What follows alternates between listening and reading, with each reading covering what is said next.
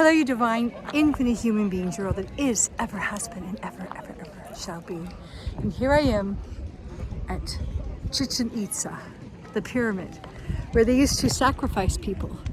They take them up the steps, you've probably seen it in movies, and cut out their heart. And I'll show you with the knife, they use replicas of it in a little bit, hopefully. But I'm here and I just ran the frequencies, which I really needed to do. Now, back in the day when I came on a spiritual retreat, we actually climbed those steps. And there was I think it was had precious jade in it, but it was a replica of a jaguar. And the Jaguar Brotherhood is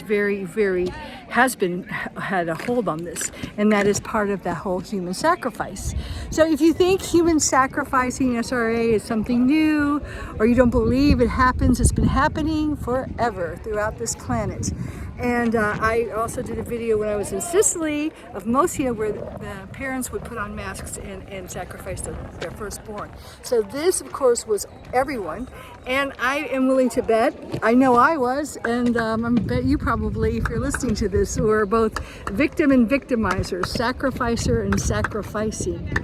So today I just want to do a little spiritual therapy here and talk to you about that, because it's something very old. Now, if you're not familiar with all the human sacrifices that have gone on and documented throughout history, it has happened in most all ancient cultures. I think they began with sun worship, which is really worshiping the law of one and the life-giving force of the sun, and were co-opted by the fallen angelics, parasitic entities that needed to that worship the death cult, and they needed human sacrifice and the energetic contents of what is called loosh, which is that energy that comes when the person is terrorized, traumatized, and then they feed off of that low frequency energy. And that's because they are finite, as I explain in my book, the infinite human, and they have to feed off of others because they cannot go directly to source.